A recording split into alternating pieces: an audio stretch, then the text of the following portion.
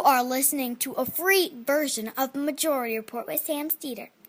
To support this show and get another 15 minutes of daily program, go to majority.fm, please. Today's episode of the Majority Report is sponsored by Secrets, Crimes, and Audio Tape, an audio drama podcast told week after week. This week's audio drama, Margaret Atwood's The Handmaid's Tale.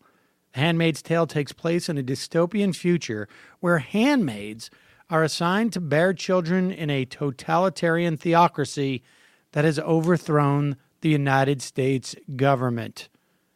Really hard to imagine a totalitarian government theocracy taking over, at least until, Vice President Pence gets... Yeah. It's a flight of imagination. Yeah, it's total, could never happen here. Such a cool episode and podcast. Definitely worth checking out. Listen to the first couple of episodes today on Secrets, Crimes, and Audio Tape on iTunes, Stitcher, and the Wondery app on Android or wherever you listen to podcasts. The Majority Report with Sam Cedar. It is Wednesday, January 11th, 2017. My name is Sam Cedar. This is the four-time award-winning Majority Report. We are broadcasting live steps from the industrially ravaged Gowanus Canal in the heartland of America, downtown Brooklyn, USA.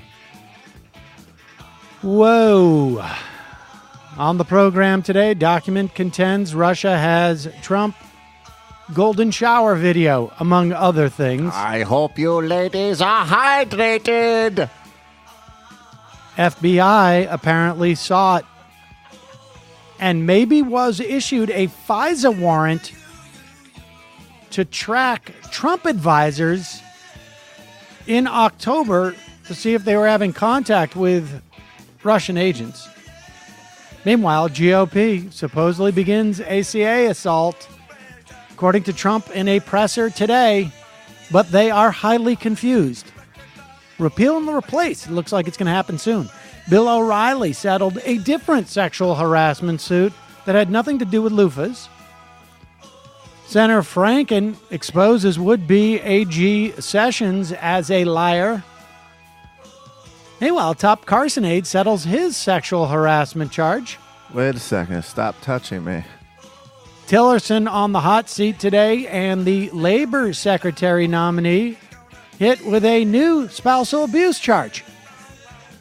Meanwhile, the Pentagon ordered to retain the CIA torture report, and Chelsea Manning on the short list for commutation. We may know as early as today.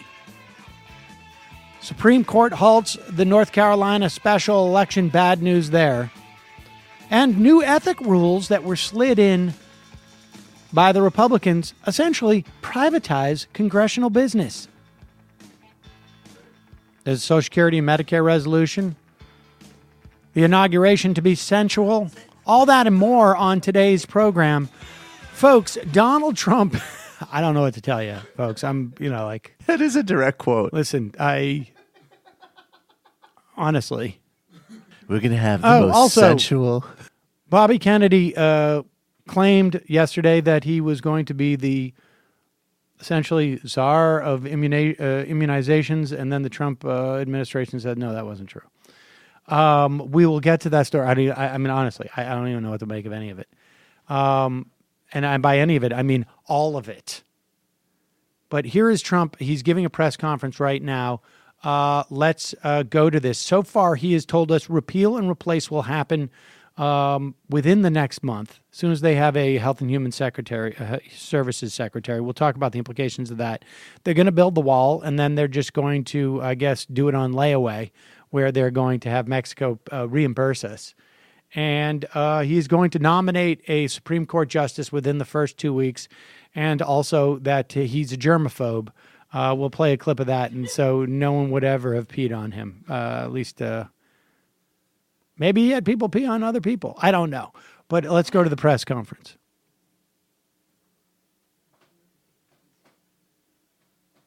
We're right there almost. this doesn't have that kind of a megaphone, they can't speak back. It's a very sad thing. I've seen people destroyed. I've seen people absolutely destroyed. And I think it's very unfair. So all I can ask for is honest reporters. Yes. Mr. President, I just wanted to follow up on the questions about the U.S. intelligence community and be very clear about what you're saying. Do you trust your U.S. intelligence officials? And what do you say to foreign policy experts who say you're actually weakening national security by waging this war of words against that community? Intelligence agencies are vital and very, very important. We are going to be putting in, as you know, Mr. Pompeo and others, you know the Senator, Dan Coates, we're going to be putting in some outstanding people. Within 90 days, they're going to be coming back to me with a major report on hacking. A different report. I want them to cover this situation. That's going to say, I also want them, however, I never had anybody to cover, pee maybe on me. most importantly, because we're hacked by everybody. You know, the United States, CIA report's our going to government, read like his out of a list doctor's of 17 physical from now on. in terms of industries, is the worst. It's number 17 in terms of protection. If you look at the retail industry, if you look at the banking industry, various industries. Nobody even pees out in of hotels 17 when he's there. industries, Never they mind put on this in a Yeah, category of exactly. an industry. People The don't United even use States the is bathroom. last That's how in terms intimidated of people are by Mr. protecting, Trump. let's say, hacking defense. Like we had a great hacking defense at the Republican National Committee. That's why we weren't hacked. By the way, we were told they were trying to hack us, but they weren't able to hack. And I think I get some credit because I told Reince, and Reince did a phenomenal job. I would, you know, I it's so said, I want interesting that strong he, hacking because I know defense. he must The have, because he very Democratic rarely National goes out of his Committee way to ask didn't for do that. credit. Maybe that's why the country runs so badly that way. But I will tell you, wait, let me finish. Within 90 days, we will be coming up with a major report on hacking defense. How do we stop this new Folks, phenomena? let me just fairly new also point phenomena? out something that you should get Because used the to. United States When is he says that hacked we're going to by do everybody. something within 90 days, that's basically the functional equivalent of someone not saying anything Everybody, okay. in terms of what you can rely on. Go ahead. Checks in the mail. You said just now that you believe that Russia indeed was responsible for the hacking of the DNC and John Podesta's emails, etc. Well, right. But you know what? Could have been others also. But why did you spend weeks undermining the U.S. intelligence community before simply getting the facts and then making a public statement? Well, I think it's pretty sad when intelligence reports get leaked out to the press. I think it's pretty sad. First of all, it's illegal. You know, these are classified and certified meetings and reports. And I'll tell you what does happen. I have many meetings with intelligence, and every time I meet, people are reading about it. Somebody's leaking it out. So then I said, maybe it's my office. Maybe my office, because I have a lot of people, a lot of great people. Maybe it's them. And what I did is I said, I won't tell anybody. I'm going to have a meeting, and I won't tell anybody about my meeting. Oh, my God. With This is intelligence. rudimentary. And what This happened is I had like my the meeting. most- Nobody knew, not even Rona, my executive assistant for years. She didn't know. I didn't tell her. Nobody knew. Except for The Russia. meeting was had. The meeting was over. They left. And immediately, the word got out that I had a meeting. So, I don't want that. I don't want that. Did you watch any of It's very Obama's unfair speech to the last country. night? It's very unfair I to mean, our country. What's Jesus happened. That Christ. report should have never. It's first like of all, it should literally I made you- it Mila is sit down and watch human this. And I thank devolution the in Obama action. I thank a I lot made of Mila different people watch for the saying that, Obama thing but because I will tell you, I was that just should like, never ever happen. dude, Okay. I don't want you to forget that we're not a country of Thank you, morons. Mr. President-elect. Can you stand here today once and for W all might and have been say the that moron. no one This is connected like to you moron or your and beyond. campaign had any contact with Russia leading up to is or good. during the presidential campaign? And if you indeed do believe that Russia on, was this is an behind the important hacking, question. what is your message to Vladimir Putin right now? He shouldn't be doing it. He won't be doing it. Bad boy. Russia will have much greater respect for our country when I'm leading it than when other people have led it. It's You will just see good that. point. Russia will respect our country more. Stable question mates about- don't spy. I don't believe he'll be doing it. The question more about now. contacts is important. We have to work something out, but it's not just Russia. Take a look at what's happened. You don't report it the same way. 22 million accounts were hacked in this country by China. And that's because we have no defense. That's because we're run by people that don't know what they're doing. Russia will have far greater respect for our country when I'm leading it. And I believe, and I hope, maybe it won't happen, it's possible, but I won't be given a little reset button like Hillary. Here, press this piece of plastic. Guy looked at her like, what is she doing? What is he There's no talking reset about? button. She gave We're either gonna get along, Lavrov a or we're button not. that said reset. I hope we get because along, they campaign but if on we a don't, Russia that's reset. possible too. But Russia Not her finest and other moment. countries, including China, which has taken total advantage of us economically, totally advantage of us Didn't in answer the South contact China Sea question. by building their massive And fortress. he can't because Manafort Total. demonstrably did. Russia, Right. China, Japan, Also, Mexico, just by his all point, like countries if any of these will reports are respect true us to any far degree, more, far the more consensus is that than they do under Putin past not only administrations. detested Hillary, wanna thank he in fact everybody, sir. feared All right, her here he foreign goes. policy All, approach. just so you understand, these papers, because I'm not sure that was explained I hope properly, somebody but these papers He's mad. are all just a piece of the many, many companies that are being... Okay. Well, I wonder if that's even true. He was. I'll come back and I'll say, oh, you did a good job. Otherwise, if they do a bad job, I'll say, you're fired. Goodbye, everybody. Goodbye. Oh my God. Are you talking about the media? No, are they? Who was that? There's someone Somebody on on the MSNBC stream. like, what the fuck is he talking about? All right. All right. So let's just catch everybody up here. Yeah. I mean, I so yesterday, story breaks, and I imagine most people know the basic contours of this. There was a document that was first commissioned by unnamed Republican campaigns. They hired a Oppo researcher, former MI6. This is what's been reported across various outlets. Former MI6 agent. This is the essentially the equivalent of, like, I guess, the CIA in Britain. To develop a dossier. The dossier was developed over and contemporaneous, I guess, through the summer, outlining information that the Russians supposedly had on Donald Trump, among other things. Supposedly, this dossier was offered, I guess, to the Clinton campaign as well. At one point, it was traveling through media circles prior to the campaign. Subsequent to the campaign, John McCain got wind of it, sent a representative to Great Britain to pick up the document. The document came back to John McCain. He gave it to the FBI. It's unclear whether or not the CIA and the FBI had already secured that document. Also contemporaneous, and we found this out yesterday through the Senate Intelligence Committee hearing. The FBI went to the FISA court to get phone taps on 4 unnamed advisors to John McCain. Apparently, they were rejected initially, which is pretty stunning, considering that the FISA court has only done that about 13 times over the past, several decades. Literally tens of thousands of requests it has rubber stamped.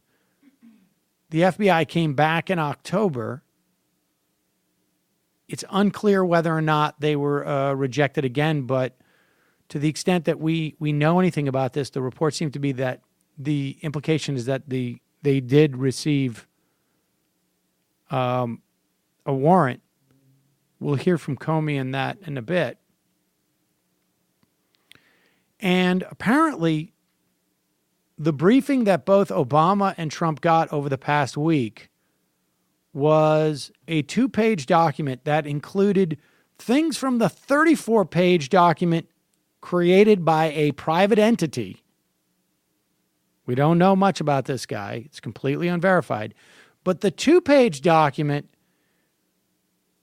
includes elements from that 34-page document that have been verified by the CIA, the FBI, etc., the 17 intelligence agencies, and includes other information.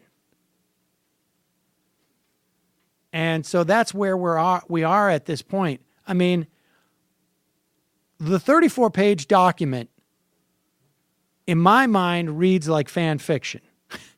I mean, it is... Fan of who? Oh, did I say the FISA requests were for McCain aides? They were for Trump aides. The FISA requests for Trump aides that were supposedly making rendezvous with foreign nationals. Says who? Says who? Says who? Says who? So we don't know. All Look, right, I got a plane to catch, honey. I don't have time to talk about the candidates' rape allegations anymore. Exactly. I got business to take care of. All right, so we'll get to my thoughts on that information in a moment. I have thoughts as well. And right, Wing Mandela does too. And we'll obviously talk about one of the allegations is that Donald Trump in the presidential suite at the Waldorf Astoria in Russia. The Ritz. At the Ritz, sorry, in the presidential right. suite, believed that Obama and Michelle Obama had stayed there, and he was so angry at them that in some type of like sadistic sexual thing, like where he both was angry apparently at the bed, hired some You're fired, bed. Russian sex workers to pee on him while he's lying on the bed. Joey Nosock said, you know what a great fucking idea is? You get a bed. Or he peed on them. The Now, Obama look, state here. Hold on for 1 second. Now, this is unverified. However, supposedly the Russians have video of it. And supposedly it looks something like this. There you go. I mean, this is actual footage of President-elect Donald Trump's plane given a water salute as it takes off from New York to the White House for his meeting with President Obama. Haters wanna hate, lovers wanna love. Did they? I don't want none of the above. Did they? Who's ever heard of a water salute? But now I guess we understand where this idea came from. That was weird at the time. Now it all makes sense. Now it all makes sense. All right, here's some good news. Here's some good news. When Bernie Sanders began his race for the presidency, it was considered by the political establishment and the media to be a fringe campaign, something not to be taken seriously. I think I remember talking about a phone call I got. Do you remember what the reporter was? I don't remember. It was someone from Politico. We got to go back up. Yep, And it was this Politico. was in spring of 2015. And the reporter was actually talking about something on Martin O'Malley.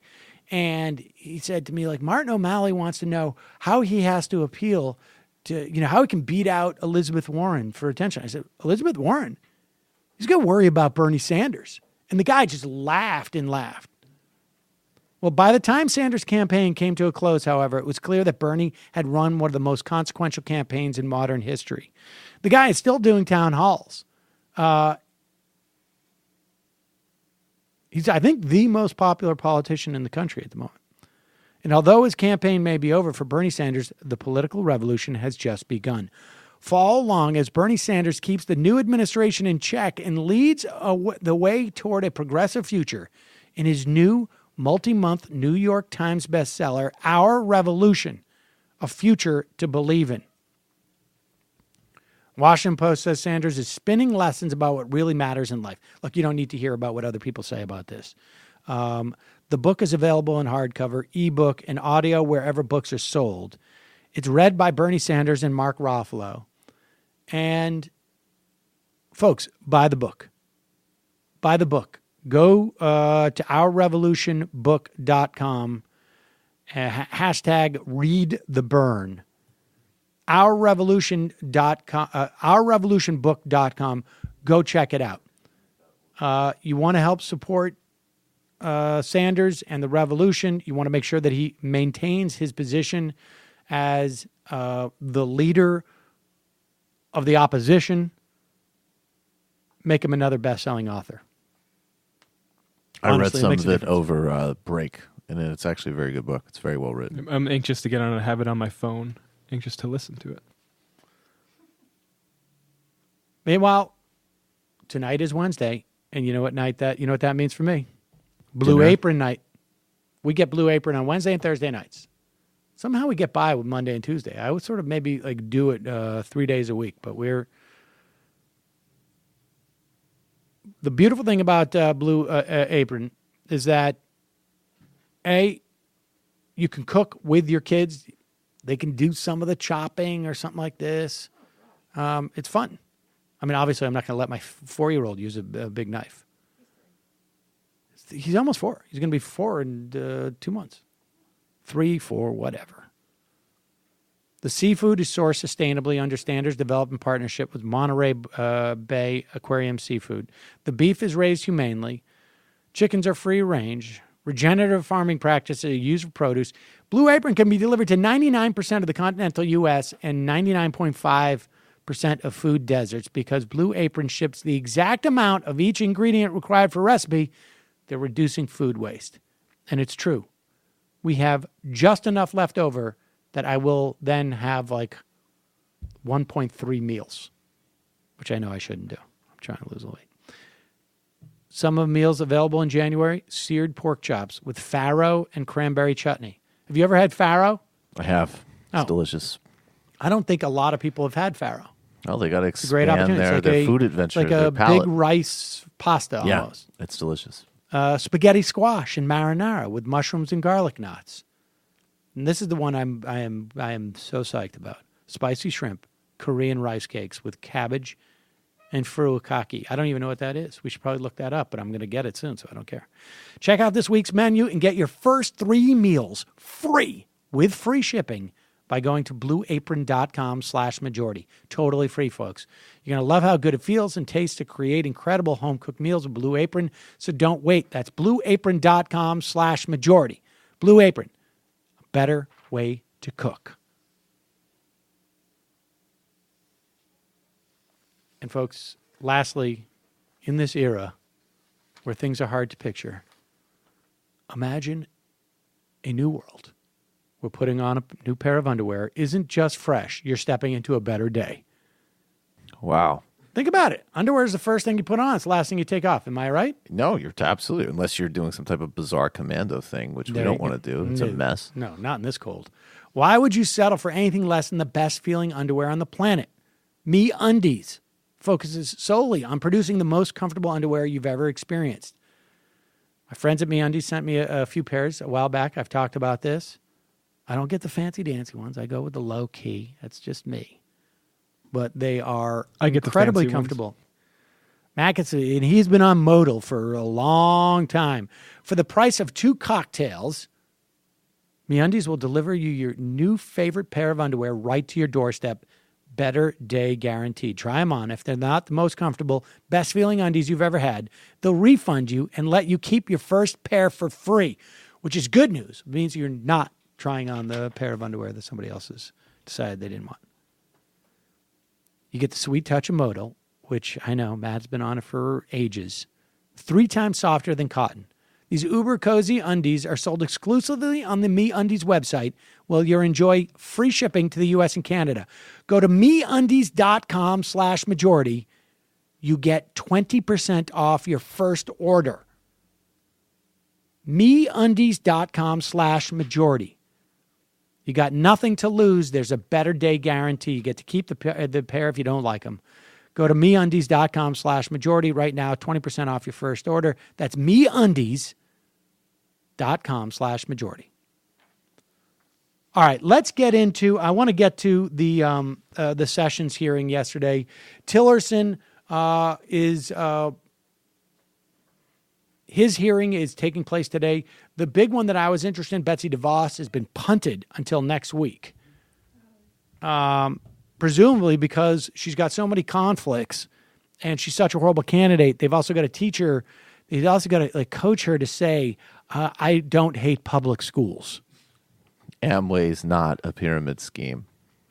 It's an opportunity. Of all the things yesterday that were completely off the wall, in many respects, this one was the most stunning to me. This Comey.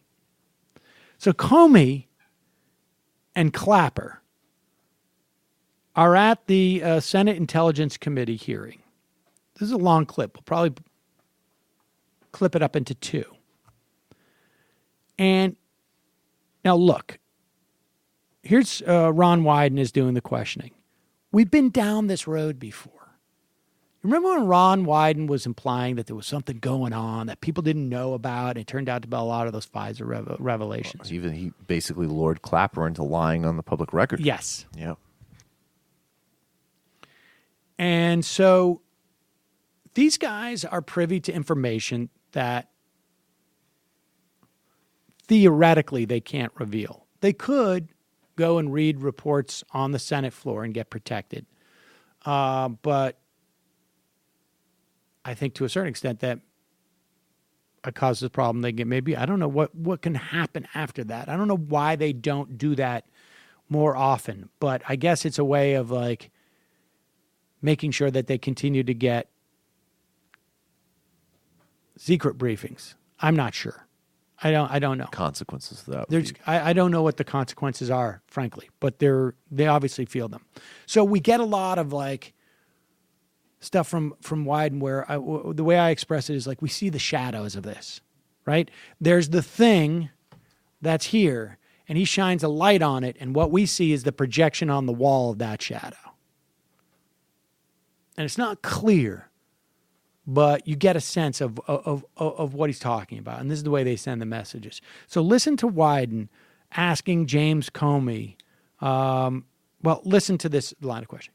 And let me, if I might, begin with you, Mr. Comey. After the election, as you know, the Russian foreign minister was quoted in various news reports saying that the Russians had had contacts with people associated with the Trump campaign. Now, that may or may not be true. There is, however, extensive press reporting on the relationships between the Russians and the individuals associated with both the Trump campaign and the incoming administration. My question for you, Director Comey, is, has the FBI investigated these reported relationships? And if so, what are the agency's findings?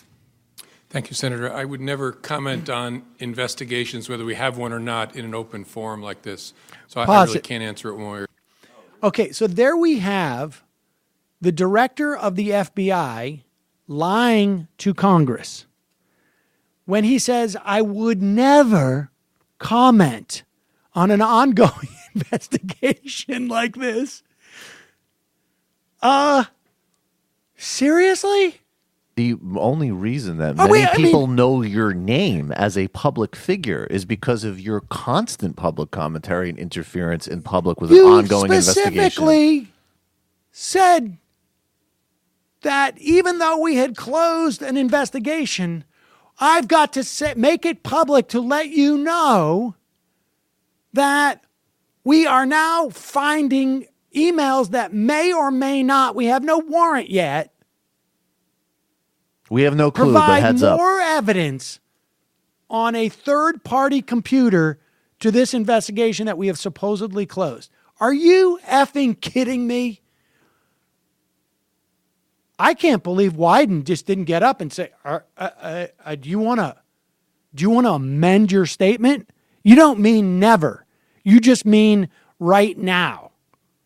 Or except for that one time before. But also, understand, Wyden knows the answer to this question. Okay? And now we know it because of other reporting that came out that day about the FISA court. Clearly, if you're looking for a warrant to tap a phone, you're investigating them. Wyden is pushing this, and this is Wyden's building a narrative that's going to be bigger than this hearing. Let's put it that way. never comment on investigations, whether we have one or not, in an open forum like this. So I really can't answer it one way or another. Will you provide an unclassified response to these questions and release it to the American people prior to January 20th? I'm sorry, you said, will I? Yes. Will you provide an unclassified response to the question I've asked? And as I've said, it's been reported widely. It's on the Reuters news service, widely reported. Will you provide an unclassified response to the question I asked and release it to the American people prior to January 20? Sir, I'll answer any question you ask, but the answer will likely be the same as I just gave you. I can't talk about it. Well, I will tell you, I think the American people have a right to know this.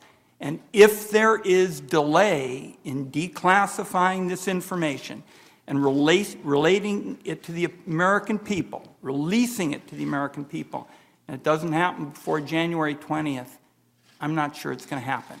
And that's why I'm troubled, and I hope that you will make a declassified statement with respect to the questions I've asked public. All right, pause it there. So understand what he's saying here. I know that you guys have found connections between Trump's campaign and the Russians. And on January 20th, you're going to have a new boss. And this is all going to be buried. And Wyden just wants to get on the record for it. I mean, I don't know why he doesn't go and read the assessment on the Senate floor. Maybe he will. I doubt it. I mean, this one, I doubt it too, but this obviously has a lot more political cover than what he was trying to expose before. I mean, he was an outlier trying to expose NSA. Right. This is a very politicized, partisan issue. They're synchronized. All right. Let's. So Wyden now turns to a different tact. Ask one other question, if I might. The report has a brief description of Russian cyber intrusions into state and local electoral boards. It reads, and I quote, DHS assesses that the types of systems we observed Russian actors targeting or compromising are not involved in vote tallying. My question to you, and I think I'd like to have you involved in this too, Director Clapper. Director Comey, Director Clapper, what systems, in your view, were compromised by the Russians, and what was the nature and extent of those compromises? Yeah. There were intrusions and attempted intrusions at state-level voter registration databases. That is, not containing the voting mechanism, but who's registered to vote and the address and the particulars of that sort. What the purpose was of those intrusions is not clear to us at this point, and we saw no activity on Election Day that reflected that anyone had messed with those voter registration databases. But there's no doubt that the Russians attacked, intruded, and took data from some of those systems.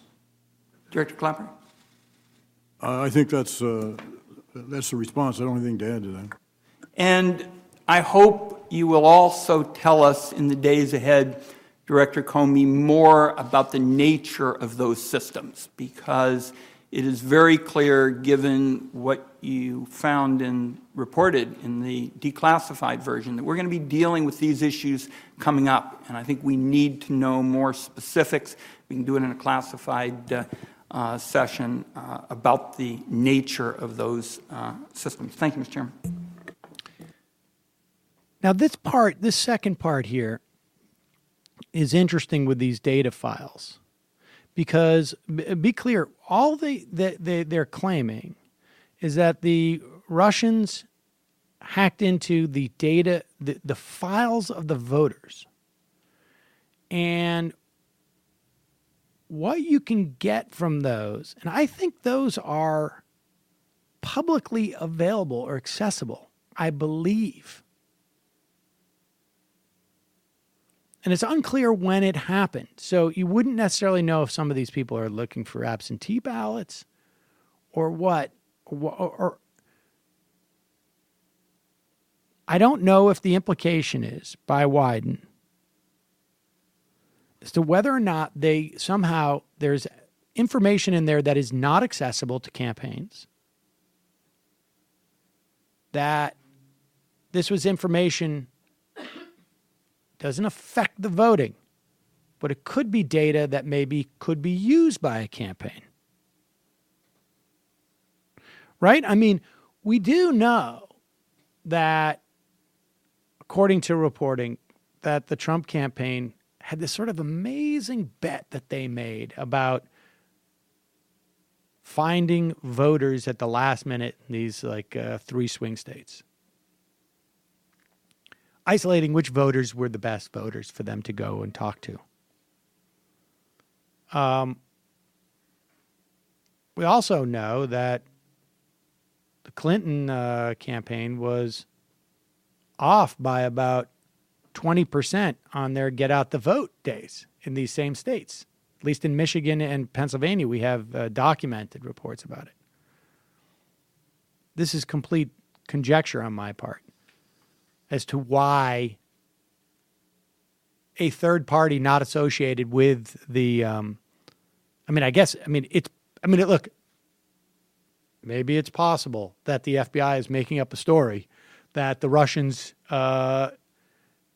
accessed the data files.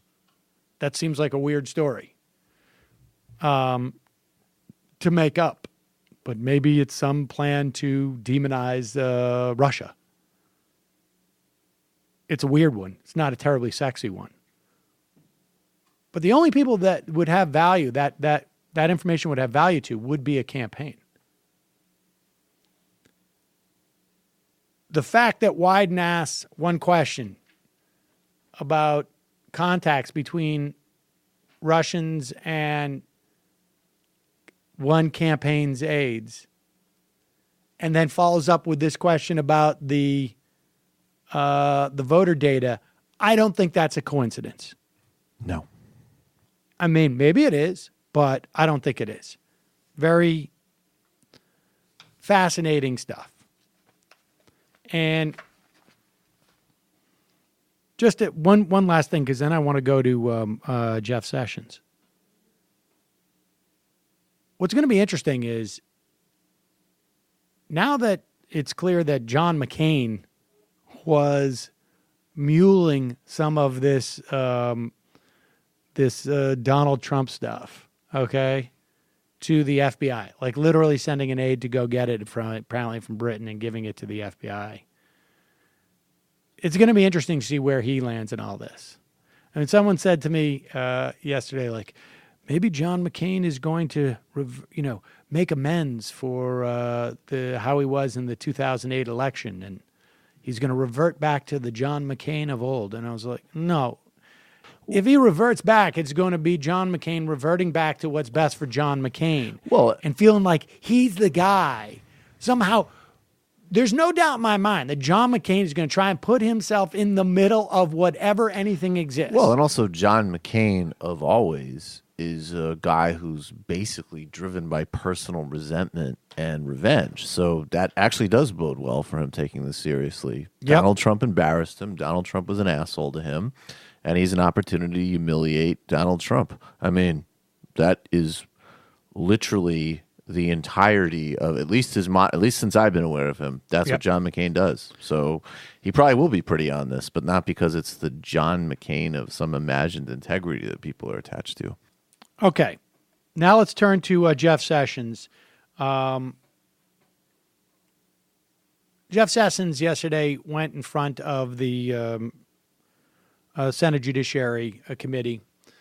He sits in front of them today, I guess, as well, right? And I think we're going to hear from testimony today from Cory Booker, who's actually going to testify against him, which is running for president, which is him a declaration for but I like the way he's doing it. I mean, look. Oh, of course. Here's the thing. And here's where we are, folks.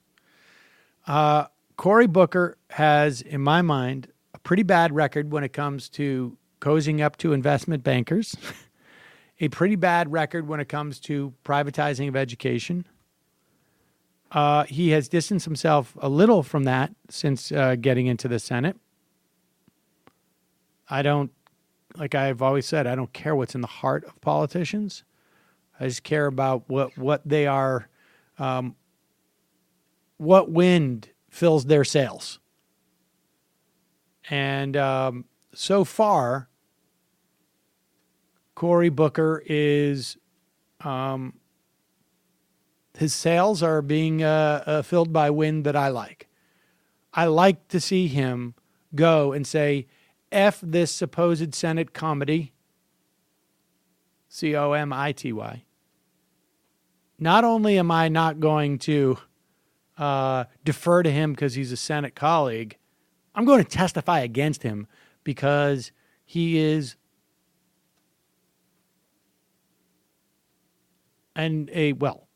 apparently a liar and probably still pretty much a racist or certainly against the idea of black people voting. He's not, I mean, but this is what we went over yesterday. His personal attitude is all they have. Maybe he incidentally, maybe on a personal level, he's evolved to the point where he doesn't think that black people are less than human or something. Irrelevant. His whole policy portfolio is anti-civil voting rights, period. And his record, and it's not like his voting in the Senate has shown some type of big dramatic shift away from disenfranchising people to voting. I mean, give me a break. But I don't know, just this exchange that we're going to see now with Jeff Sessions and Al Franken seems to me should disqualify Jeff Sessions right away. The guy has been lying to the committee. He is submitting false information to the committee. He's done so in terms of his involvement, as Franken's about to show, with civil rights cases. But he also has lied to the committee in terms of ethics, in terms of his relationship with oil companies. What's Jeff Sessions hiding? Well, I think we know. But, come out from underneath the covers. Pull that sheet. What are you trying to do? Put a sheet over our eyes? But here is Al Franken just roasting. How long is this clip? It's a long clip, but Franken just pulls them apart here. This is awesome. The questionnaire you submitted for today asks you to list and describe the, quote, 10 most significant litigated matters you personally handled. And among the cases... Now pause it for 1 second. Franken sets this up by saying, Senator Sessions, you've been a member of this committee. You've always said that people need to come here and give us the absolute facts. Like, you cannot tell any fibs or misrepresent yourself in any way, because that's disqualifying. And so then Franken goes into his submission. That you personally handled are 3 voting rights cases and a desegregation case. Last week, I should note, 3 attorneys who worked at DOJ and who actually brought 3 of the 4 cases wrote an op-ed piece in which they say, quote, we can state categorically that Sessions had no substantive involvement in any of them. Now, you originally said that you personally handled 3 of these cases, but these lawyers say that you had no substantive involvement. Chairman Grassley, I would ask that op-ed from last Tuesday's Washington Post be entered into the record. Without objection, it will be entered. Are they distorting your record here? Yes. In fact, one of the writers there, Mr. Hebert, spent a good bit of time in my office. He said I supported him in all the cases he brought, that I was more supportive than almost any other U.S. attorney, and that I provided office space. I signed the complaints that he brought. And as you may know, Senator Franken, when a lawyer signs a complaint, he's required to affirm that he believes in that complaint and supports that complaint and supports that legal action, which I did. We sued. So that's your personal involvement? Was that your name was on it? Well, look, you can dispute the impact or the import of the questionnaire. Another attorney, who Paul Hancock, who brought cases in our district, said, well, the Attorney General claims credit for the cases in the Department of Justice. He saw nothing wrong with my claiming that this was a case that I had handled. Okay, two of the... So you can disagree with that, but those I want to get through this, and I don't want you to... I want to get through on this. The docket sheet, my name is listed number 1 on the as the attorney for the case. I'm not a lawyer.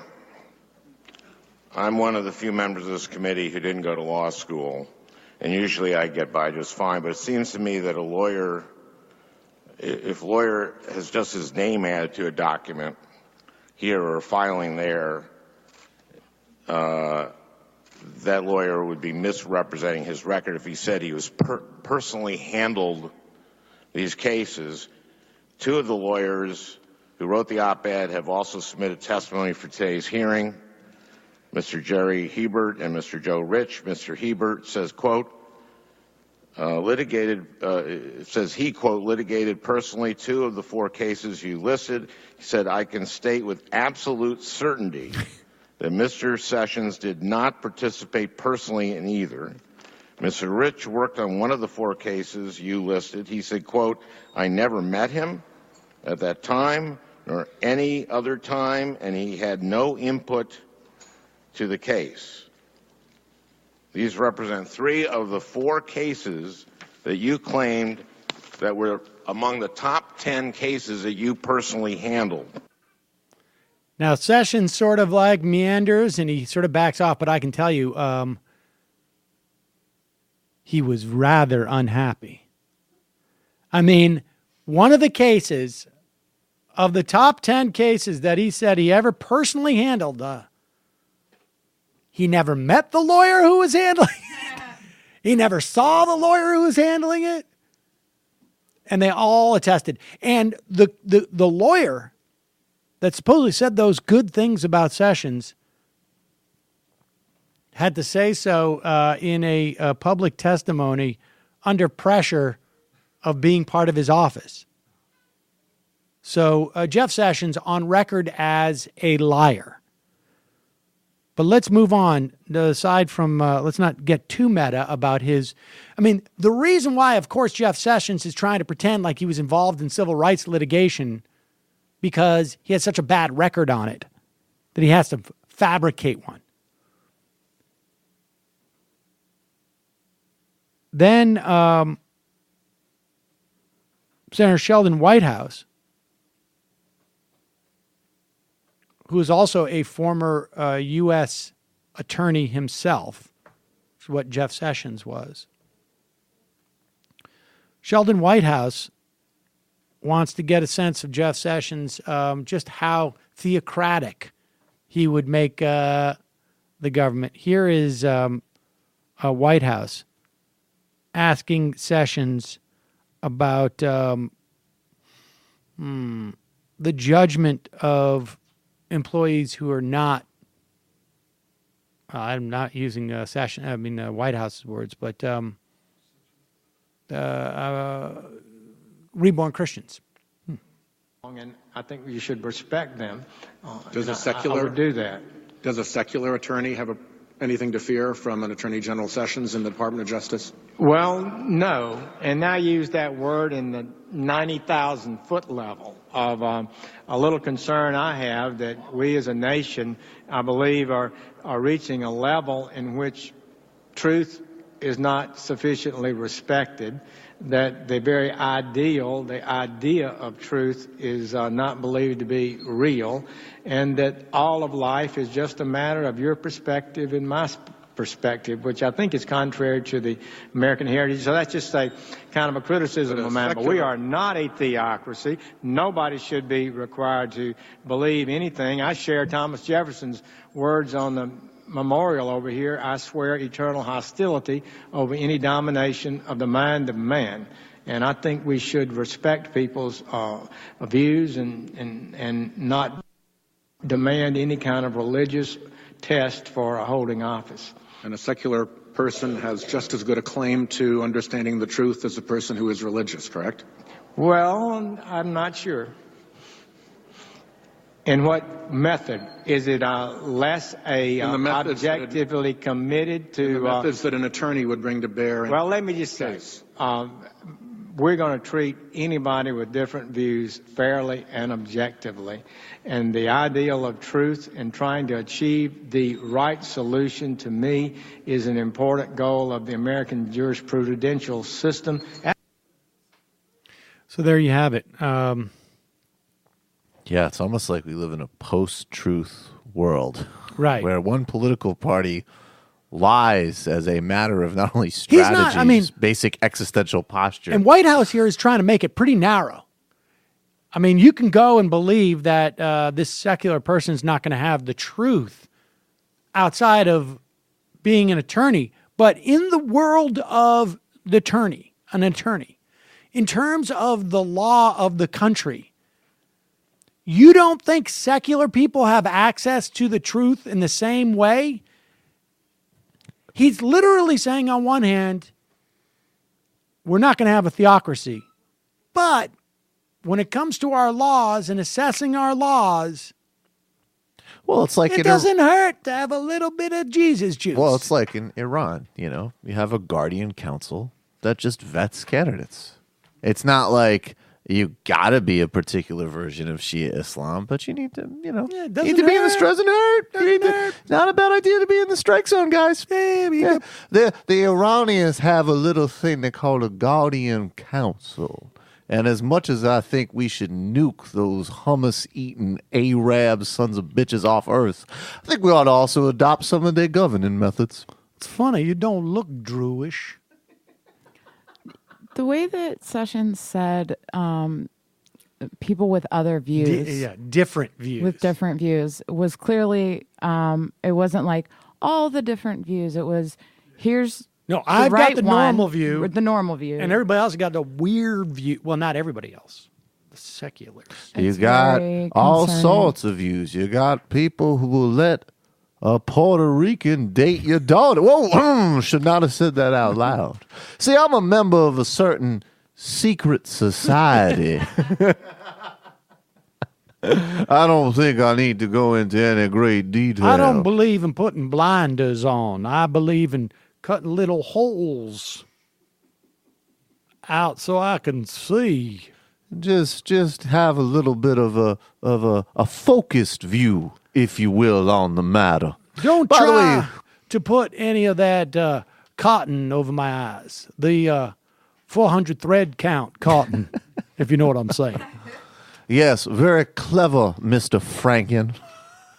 As is typical of your people that have polluted the minds of the simple folk of this great country. All right, and they have every brand of racist represented in this cabinet. They have like outer borough queens, like, hey, get off my fucking lawn, you mooly. And now they've got literally like bringing people together. Yeah, bringing people together. Patrick Leahy had an exchange with Sessions that was pretty subtle about his perspective on states that have marijuana and or that use marijuana. You can keep that one up. Leahy asked him about this, and Sessions basically said, well, I'm not going to not uphold the law. This is exactly what he said. He said, I won't commit to never enforcing federal law, but it's a problem of resources for the federal government. This is when he's asked about the Obama administration Justice Department decision to look the other way with respect to federal pot law enforcement in the legalizing states as a resource decision. So he said, that made sense, but I won't commit to never enforcing federal law. But absolutely, it's a problem of resources for the federal government. So in other words, if we get more resources to shut down legalization in the states, we will. Now, of course, this is a huge states' rights guy, but that's more about questions about commingling and questions about, like, who gets to sit at a counter, for example, or whether or not we should have mixtures in schools that are perhaps, maybe they're different. Fountains that people drink out of. Yeah. Just spitballing here. That is where real states' rights come in. When it comes to smoking marijuana, no, it's more of a resources question. Mr. Chairman, can I take a moment to tell you about how personally upset I was when I found out that members of a certain organization committed to our way of life may have been indulging in smoking the Negro's devil stick?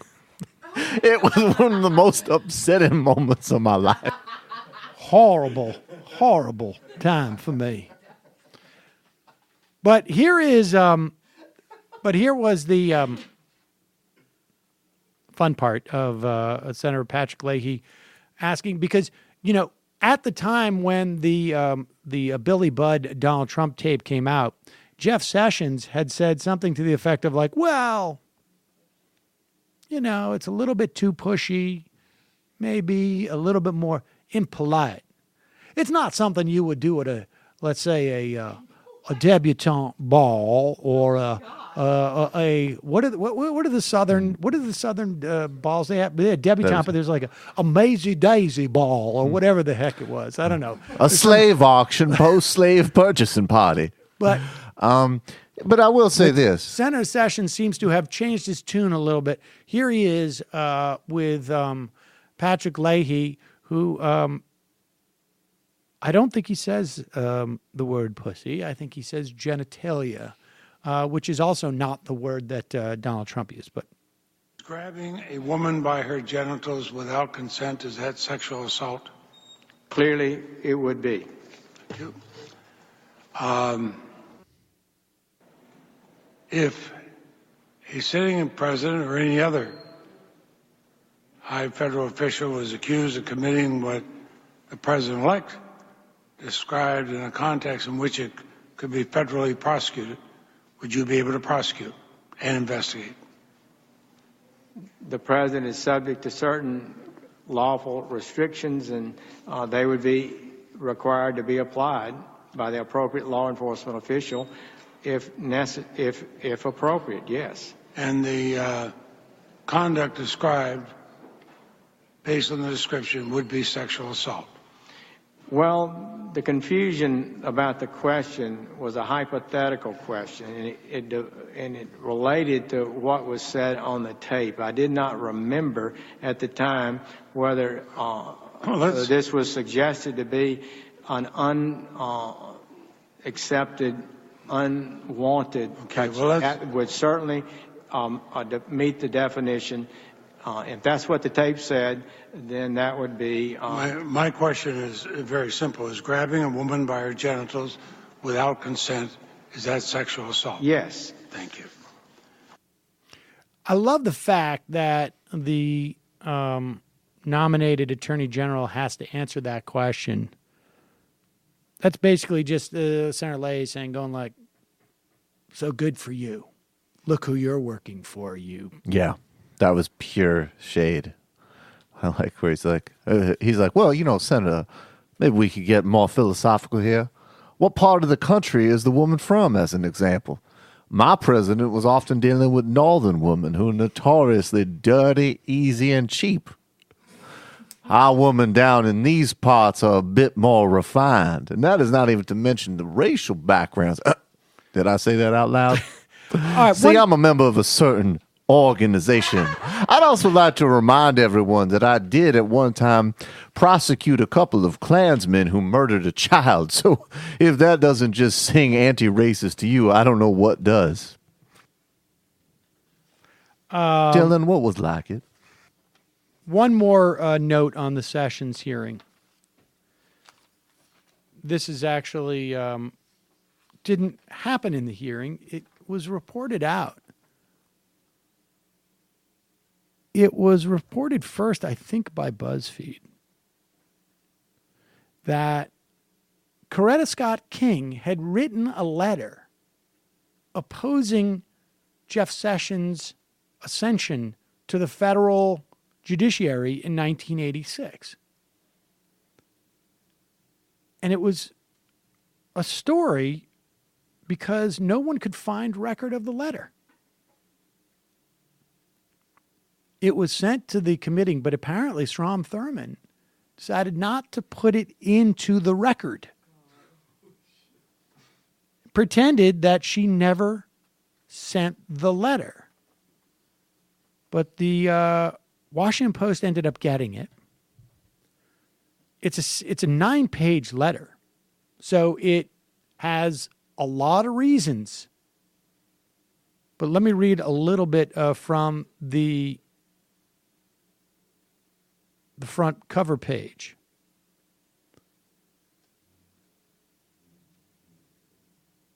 Anyone who has used the power of his office as United States Attorney to intimidate and chill the free exercise of the ballot by citizens should not be elevated to our courts. Mr. Sessions has used the awesome powers of his office. Remember, he was the U.S. Attorney in Alabama. Mr. Sessions has used the awesome powers of his office in a shabby attempt to intimidate and frighten elderly black voters. For this reprehensible conduct, he should not be rewarded with a federal judgeship. I'm obviously not going to put words into Coretta Scott King's mouth, but I imagine she would also feel that he shouldn't be rewarded with the Attorney General slot. She wrote, his ascension to the federal bench simply cannot be allowed to happen, saying that he pursued politically motivated voting fraud prosecutions, saying he lacked the temperament, fairness, and judgment to be a federal judge. And his conduct in prosecuting civil rights leaders raises serious questions about his commitment to the protection of voting rights of all American citizens. The irony of Mr. Sessions' nomination is that if confirmed, he will be given life tenure for doing with a federal prosecution what the local sheriffs accomplished 20 years ago with clubs and cattle prods. I believe his confirmation would have a devastating effect not only on the judicial system in Alabama, but also on the progress we've made toward fulfilling my husband's dream.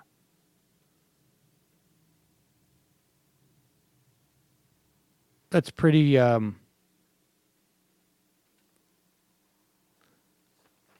serious. It's damning. Chuck Grassley had not previously released a letter, which committee rules grant him the sole authority to reveal. But it was never entered into the congressional record by Strom Thurmond back in the day. All right, we're going to take a break, folks. Head into the fun half, wherein we'll hear Seth Myers call out KellyAnne Conway for dodging a question. We'll take a clip from Obama's farewell speech, an exchange with a Trump advisor who says, yeah, just ignore the stuff you don't like. And we'll play a clip, an AP interview with Bobby Kennedy, leaving Trump Tower. I will talk about this. Obviously, Bobby Kennedy is a co-host on Ring of Fire Radio. It's not there every week, but we consider him a co-host. And certainly Bobby and I have had arguments over this. I have not spoken to him about the latest thing, but we will talk about that. And then we have two clips from Donald Trump's press conference that I found pretty stunning. We'll take a quick break, 646-257-3920. Look, tomorrow, I'm not sure what we're going to do for a show. We're obviously going to have a show. I just still can't decide whether or not we're just flooded with news. It's like literally like drinking from a firehouse. I mean, I haven't talked about what we know about the Affordable Care Act at this point. This new ethics rules, Supreme Court halting the North Carolina special election. perhaps Chelsea Manning will have her sentence commuted. I mean, I That can't would be amazing. think of anything better for... Do you really think he might actually do that? I think he might. I would also like to put in a word, and I know that it's probably, it's not on the top of most people's dockets, but maybe we get to it at some point. A prosecutor involved in the case of Leonard Peltier actually came out, I believe it was a while ago, maybe even over the break, saying that he should be commuted as well. Really? And that has been around. I mean, he's been in jail for what, like since the 80s at least? I mean, I really think that that's another thing that he ought to look very seriously at doing. All right, we're going to take a quick break. 646-257-3920. Support the show by becoming a member. Join themajorityreport.com. You can gift the show to somebody. What a nice little gift. $10. Buy them a month. Buy them 6 months. Buy them 12 months. Also, leave a review for us on iTunes. JustCoffee.coop, fair trade coffee, tea, or chocolate. Use the coupon code majority, get 10% off. Also, don't forget majorityreportkickback.com. Head over there, click on the link, the jet.com or the amazon.com link. Buy a crap through that link. You can bookmark it. We get a kickback. See you in the fun half.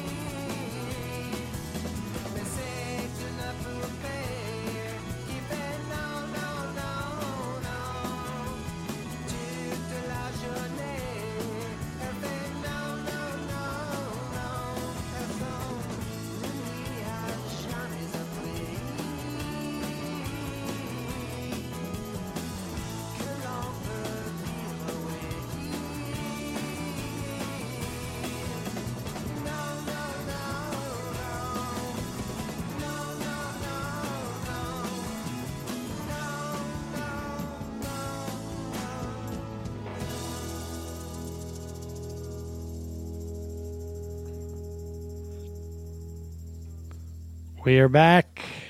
Oh, I forgot to do this mid-roll. We'll have to cut it in. Hey, don't forget, although his campaign may be over, for Bernie Sanders, the political revolution has just begun. Follow along as Sanders spins lessons about what really matters in life, according to the Washington Post. And his multi-month New York Times bestseller, Our Revolution, A Future to Believe in. For more information, visit ourrevolutionbook.com. Hashtag read the burn, B-E-R-N. Again, that's ourrevolutionbook.com. I am so excited to get an ad from, so excited. And it's amazing because if you had not shilled so hard, Bernie would be president right now. You shilled for my wife, everyone on the team. You and Michael were so arrogant, you didn't read the tea leaves. Now you got Trump, which might be the best we could ask for.